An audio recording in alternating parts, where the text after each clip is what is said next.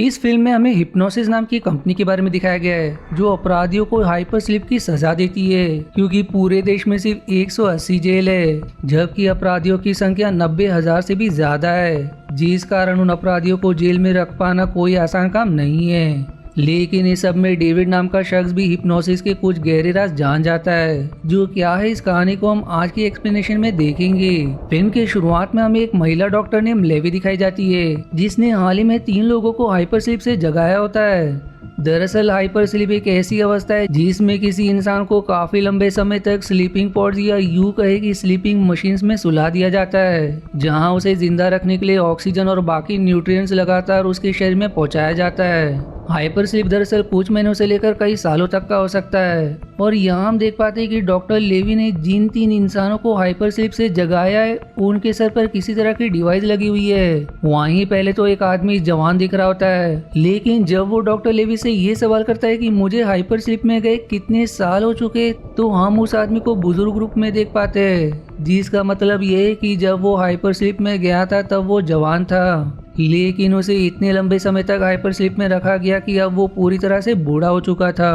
अब इस सीन को देखकर हमारे मन में सवाल आते हैं कि आखिर इन 3 लोगों को इतने लंबे समय तक हाइपर स्लीप में क्यों रखा गया। तो इस सवाल का जवाब हमें बहुत जल्द मिलेगा। अब ये सीन यहीं कट होकर डेविड नाम के शख्स की तरफ मुड़ जाती है जो पेशे से दिमाग का डॉक्टर यानी कि साइकियाट्रिस्ट है। डेविड सुबह की रनिंग के बाद चाय पीते हुए टीवी न्यूज देख रहा होता है जहां उसके देश का बड़ा पॉलिटिशियन मीडिया वालों को अपने इंटरव्यू के दौरान हिप्नोसिस प्रोग्राम के बारे में बता रहा था। ये पॉलिटिशियन कहता है कि हमारे देश में सिर्फ 180 जेल है और उन 180 जेल में 90,000 अपराधियों को रखा गया है जिससे जेल में काम करने वाले पुलिस कर्मचारियों को बहुत परेशानी होती है जो इन अपराधियों को बड़ी मुश्किल से संभाल पा रहे हैं। इसी बात को ध्यान में रखकर मैंने हिनोस नाम का प्रोग्राम शुरू किया जिसमें अपराधियों को उनकी सजा के हिसाब से हाइपर स्लीप में रख दिया जाता है। वहीं उसके इस प्रोग्राम का विरोध करने के लिए कुछ लोग सड़क पर प्रदर्शन कर रहे होते लेकिन पॉलिटिशियन का कहना है कि मैं अपने देश में अपराध को बिल्कुल बर्दाश्त नहीं कर सकता इसलिए मुट्ठीभर लोगों के विरोध पर मैं इस प्रोग्राम को बंद नहीं करूंगा। पॉलिटिशियन की अब इन बातों और हाइपर स्लीप के प्रोग्राम के बारे में जानकर हम समझ पाते हैं कि फिल्म की शुरुआत में दिखाए गए लोग कोई आम इंसान नहीं बल्कि अपराधी थे जिन्हें सजा के तौर पर हाइपर स्लीप में रखा गया था। अब आगे हम डेविड को हिप्नोस की फैसिलिटी में देखते जहां बीच बीच में अपराधियों को हाइपर स्लीप से जगाकर उनके कुछ टेस्ट किए जाते थे ताकि ये पता चल सके कि उनका दिमाग ठीक तरह से काम कर रहा है या नहीं। जिसके बाद हमें जमाल नाम का आदमी दिखाया जाता है जिसे हाल ही में हाइपर स्लीप से जगाया गया था। जमाल को उसकी बेटी की रिकॉर्डिंग दिखाई जाती है जहां उसकी बेटी ने एक संदेश भेजा होता है जिसकी बेटी कहती कि हर साल की तरह इस साल भी मैंने अपना जन्मदिन माँ के बगैर मनाया और इस सब के जिम्मेदार आप हो क्योंकि आपने मेरी माँ को जान से मार दिया था। अब उसकी बेटी का संदेश सुनकर हम समझ पाते हैं कि जमाल ने अपनी पत्नी की हत्या कर दी जिस कारण उसे हाइपर स्लीप में डाल दिया गया। तभी जमाल डेविड से सवाल करता है कि मुझे हाइपर स्लीप में गए हुए कितने साल हो चुके जिस पर डेविड बताता है कि अब तक 12 साल बीत चुके हैं। जो जानकर जमाल को बहुत दुख होता है कि उसके अपराध के कारण उसकी बेटी को 12 साल तक बिना माँ बाप के रहना पड़ा और शायद आगे भी वो ऐसे ही रहेगी क्योंकि जमाल की सजा अभी खत्म नहीं हुई है। दूसरी तरफ हमें वाली नाम का शख्स दिखाया जाता है जो अपराधियों को स्लीपिंग पॉड्स में रखने का काम किया करता था जो एक अपराधी को स्लीपिंग पॉड में डालकर उसे बाकी अपराधियों के साथ रख देता है। पर अब शाम के समय जब डेविड अपने घर पर नहा रहा होता है तो उसे पियानो की आवाज सुनाई देती है जिसे वियोला बजा रही थी। दरअसल 5 साल पहले ही डेविड की पत्नी की मृत्यु हो चुकी है और अब वो वियोला के साथ लिव इन रिलेशनशिप में है पर उसने अभी तक वियोला से शादी नहीं की होती। वहीं अगली सुबह डेविड की मुलाकात रिनाल्डी नाम की एक और डॉक्टर से होती है जिससे हिप्नोस कंपनी ने डेविड की जगह काम करने के लिए भेजा था ताकि वो भी डेविड की तरह अपराधियों को बीच बीच में हाइपर स्लीप से जगाकर उनकी दिमागी हालत को समझ सके। इस पर अब डेविड डॉक्टर लेवी से सवाल करता है कि आखिर उसे इस कंपनी से क्यों निकाला जा रहा है जिस पर डॉक्टर भी बताते कि तुम पिछले कई सालों से यहाँ काम कर रहे हो और अब तुम्हारे रिटायर होने का समय आ गया है। साथ ही साथ वो ये भी कहती कि 5 साल पहले जब तुम्हारी पत्नी की मृत्यु हुई तभी से तुम थोड़ा सा डिस्टर्ब रहने लगे हो जिसका अक्सर तुम्हारे काम पर असर दिखता है। तब डेविड बताता है कि मेरी पत्नी ने डिप्रेशन की वजह से अपनी जान ले ली जिसकी बाद से मैं लोगों की मदद करने की कोशिश कर रहा हूँ। पर डेविड की इन बातों को सुनकर डॉक्टर लेवी अपना फैसला नहीं बदलती और उसे बताती कि आप रिनाल्डी को ट्रेनिंग देना शुरू करो क्योंकि बहुत जल्दी आप रिटायर होने वाले हो। अब अगले सीन में हम डेविड और रिनाल्डी को एना ग्रेको नाम की एक महिला अपराधी के पास देखते हैं, जहां डेविड एना से सवाल करता है कि क्या आपको याद है कि आपने क्या अपराध किया था। जिस पर एना बताती कि मैं किसी तरह की इन्वेस्टिगेशन कर रही थी। जो सुनकर डेविड उससे कहता है कि आप एक इन्वेस्टिगेटर थी, लेकिन आप किसी अपराध की वजह से आओ। और ऐसा कहकर वो उसे याद दिलाता है कि आपने अपनी गाड़ी से 2 लोगों को कुचल दिया था, जबकि एना का कहना था उसकी गाड़ी ने 2 लड़कियों को टक्कर मारी थी। और ऐसा कहकर वो काफी बेचैन होने लगती है, जिससे उसकी सिर में लगा डिवाइस एक्टिवेट होकर उसे वापस से शांत कर देता है। अब इस पूरे घटनाक्रम से हम ये समझ पाते हैं कि हाइपर स्लीप में रहने के कारण लोगों की याददाश्त बदल जाती है, क्योंकि हाइपर स्लीप में वो लगातार सपने देख रहे होते और इन सपनों की वजह से उन्हें असल दुनिया और सपनों की दुनिया में कोई फर्क नहीं पता चलता। और यही वजह थी कि एना को लगा कि उसने 2 लड़कियों को टक्कर मारी है, जबकि असल में उसने 2 लड़कों को गाड़ी से कुचल दिया था। जिस अपराध के लिए उसे 9 साल तक हाइपर स्लीप में रहने की सजा सुनाई गई। अब सीन शिफ्ट होकर दूसरे दिन की तरफ मुड़ जाती है, जहां कुछ प्रोटेस्टर हिप्नोस कंपनी के आगे विरोध प्रदर्शन कर रहे थे। उनमें से एक आदमी डेविड से सवाल करता है कि आखिर अपराधियों के बारे में ये क्यों नहीं बताया जाता कि उन्होंने कौन से अपराध किए। दरअसल प्रोटेस्टर्स का मानना था कि हिप्नोस कंपनी कुछ पॉलिटिशियंस के दबाव में ऐसे लोगों को भी हाइपर स्लीप में डाल रही है जो उन पॉलिटिशियंस के लिए मुसीबत बन सकते हैं। वहीं इधर हिप्नोस की फैसिलिटी में डेविड को एक ऐसा शख्स मिलता है जिसे अचानक से हाइपर स्लीप से जगाना पड़ गया। उसे अचानक से जगाए जाने की वजह पूछने पर रिनाल्डी डेविड से बताते कि इस आदमी का कोई भी रिकॉर्ड कंप्यूटर पर नहीं है कि आखिर इसका नाम क्या है या फिर इसने क्या अपराध किया। साथ ही साथ हमें ये भी नहीं पता कि इस आदमी को कितने सालों तक हाइपर स्लीप में रखना है। जो सुनकर अब डेविड रिनाल्डी से कहता है कि तुम इस पर नजर रखो, तब तक मैं इसके नंबर का लॉकर चेक करके आता हूँ, क्या पता लॉकर में इसका कोई आईडी हो। दरअसल हाइपर स्लीप में जाने वाले हर एक शख्स को एक यूनिक नंबर दिया जाता था और इस शख्स का यूनिक नंबर 517 होता है। इसलिए डेविड लॉकर नंबर 517 को खोलने की कोशिश करता है, लेकिन सही पासवर्ड डाले जाने पर भी वो लॉकर नहीं खुलता। तभी फिर हर तरफ इमरजेंसी अलार्म बजना शुरू हो जाता है, जिस पर अब डेविड आगे जाकर देखता है कि एना की स्लीपिंग पॉड की ऑक्सीजन सप्लाई निकल गई है और वहां पर रिनाल्डी भी मौजूद था, जबकि डेविड ने उसे अपराधी नंबर 517 के पास रुकने को कहा था। अब डेविड तुरंत एना की स्लीपिंग पॉड की ऑक्सीजन सप्लाई जोड़कर उसे बचा लेता है, वरना वो नींद में ही मारी जाती। जिसके बाद वो रिनाल्डी पर आरोप लगाता है कि जरूर तुम मेरे खिलाफ कोई साजिश कर रहे हो, क्योंकि 517 का सारा डेटा खुद ब खुद गायब नहीं हो सकता,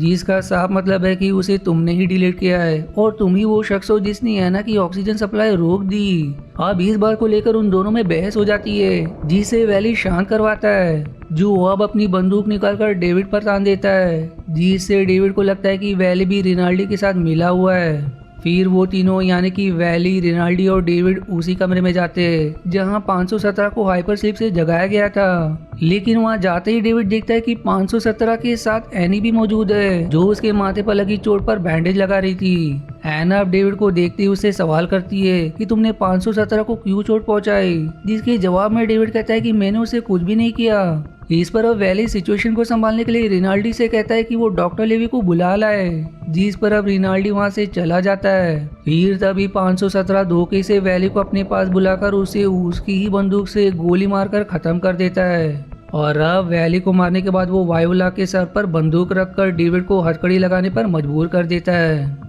अब डेविड जैसे ही खुद को हथकड़ी लगाता है तो वायोला का फायदा उठाने की कोशिश करता है, जो देखकर डेविड को बहुत गुस्सा आता है। लेकिन हैरानी की बात तो ये थी कि वायोला भी 517 को किस कर रही होती है, जो देखकर डेविड को कुछ समझ नहीं आता कि वायोला 517 का साथ क्यों दे रही है। इतने में ही 517 वायोला का गला दबाकर उसे मारने लगता है, जिस पर अब डेविड किसी तरह अपनी हथकड़ी तोड़कर 517 के गले में लोहे का टुकड़ा घुसा देता है, जिससे मौके पर ही उसकी मौत हो जाती है। अब इसके तुरंत बाद उसे डॉक्टर लेवी की आवाज सुनाई देती है और यहाँ मूवी का पहला ट्विस्ट आता है, क्योंकि डेविड ने अब तक जो देखा वो उसका एक सपना था जिसे वो हाइपर स्लीप में देख रहा था। दरअसल डेविड ने खुद एक अपराध किया था जिसके लिए उसे हाइपर स्लीप की सजा दी गई थी। वो होश में आते ही अपने सामने डॉक्टर लेवी को पाता है, जो उससे सवाल करती कि क्या तुम्हें अपना अपराध याद है, जिस पर डेविड बताता है कि मैंने 517 को जान से मारा था। तब डॉक्टर लेवी उससे बताती कि उसका नाम कार्लो था।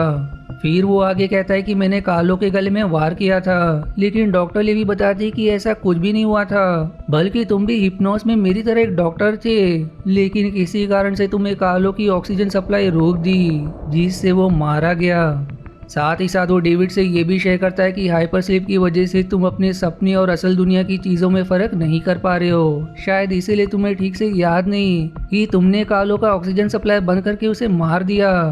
जिसके बाद वो उसे वायोला की तस्वीर दिखाकर सवाल करती है कि तुम उससे पहली बार कब मिले थे, जिस पर अब डेविड के फ्लैशबैक में हम देख पाते कि वायोला अपने बेटे के साथ उसके पास आई थी, जहां उसे पहली ही नज़र में वायोला पसंद आ गई। इसलिए डेविड उसके पियानो शो में चला गया। पियानो शो के बाद डेविड वायोला से कुछ देर बातें करने के बाद उसे ड्रिंक ऑफर करता है, जिस पर वायोला, जो दरअसल कार्लो की पत्नी होती है और उसके पति कार्लो को किसी अपराध के लिए हाइपरशिप में डाल दिया गया था, इसलिए उसे डेविड का साथ पसंद आता है, जो फिर उसे अपने घर पर ड्रिंक करने के लिए न्योता देती है, जहाँ फिर हम उन दोनों को इंटीमेट होते देखते। डेविड अब ये सारी बात डॉक्टर लेवी को बताता है, जबकि एज एन ऑडियंस हम समझ पाते कि डेविड के सपने में 517 यानी कि कार्लो को वायोला इसलिए किस कर रही थी क्योंकि वो उसका पति था, और सीन से बाहर डेविड को पता थी, इसलिए उसके दिमाग ने उसे ऐसा सपना दिखाया जहां वायोला ने कार्लो को किस किया। इधर अब डॉक्टर लेवी डेविड को आगे सोचने को कहती है कि वो याद करे कि आखिर उसने कार्लो को जान से क्यों मारा, जिस पर अब वो याद करता है। और अब हम फिर से फ्लैशबैक में देख पाते हैं कि वायोला को किसी शख्स ने ये खबर दी थी कि उसका पति कार्लो निर्दोष है और उसे झूठे आरोप में फंसाया गया है। वहीं डेविड को ये पता चलने पर कि वायोला अब भी कार्लो को ही पसंद करती है और वो कार्लो को बेगुनाह साबित करने के लिए किसी अनजान शख्स से बात कर रही है, तो इस बात से डेविड को बहुत बुरा लगता है और वो वायोला से बहस कर लेता है। जिसी बहस के दौरान उसके मन में कार्लो के प्रति नफरत भर जाती है, क्योंकि यदि वो निर्दोष साबित हुआ तो वायोला वापस से कार्लो के पास चली जाएगी। इसलिए डेविड, जो ऑलरेडी हिप्नोस में काम किया करता है, वो कार्लो की स्लीपिंग पॉड की ऑक्सीजन काट कर उसे जान से मार देता है। और अब डेविड की ये बात सुनकर डॉक्टर लेवी उसे बताती कि कार्लो के पॉड से एना का भी पॉड कनेक्टेड था, और जब तुमने ऑक्सीजन सप्लाई रोक दी तो एना भी मारी गई। जो सुनकर डेविड को बहुत दुख होता है, क्योंकि वो सिर्फ कार्लो को ही मारना चाहता था। हालांकि डेविड का अच्छा व्यवहार देखकर डॉक्टर लेवी उसे शर्त पर आज़ाद कर देती है कि उसे अब हिप्नोस द्वारा दिए गए फ्लैट में रहना है, क्योंकि अब कई दिनों तक उस पर नजर रखी जाएगी। और यदि हिप्नोस के एक्सपर्ट्स को ऐसा लगा कि डेविड फिर से कोई अपराध नहीं करेगा तो वो वापस से अपनी नॉर्मल जिंदगी बिता सकता है। फिर डेविड को एक एजेंट उसका कमरा दिखाते हुए उसे चेतावनी देता है कि मुझे अपराधियों से सख्त नफरत है और यदि तुमने कुछ गड़बड़ करी तो मैं तुम्हें फिर से हाइपर स्लीप में डलवा दूंगा। वहीं सब में हम कई बार मूवी में ऐसे लोगों को भी देख पाते हैं जो अपने माथे की तरफ इशारा कर रहे थे। जो लोग ऐसा क्यों कर रहे थे हमें आगे पता चलेगा। फिर आगे डेविड फिर से वायोला के पास जाता है, जहां वायोला उसे कहते हैं कि तुम मुझे फिर से अपनी शक्ल कभी नहीं दिखाना, क्योंकि मैंने तुम पर विश्वास किया, पर बदले में तुमने मेरे पति को ही मार डाला। तब डेविड निराश होकर वापस चला जाता है, जहां उसके कमरे में किसी ने एक तस्वीर लगा दी थी। जो तस्वीर देखकर एजेंट को डेविड पर बहुत गुस्सा आता है,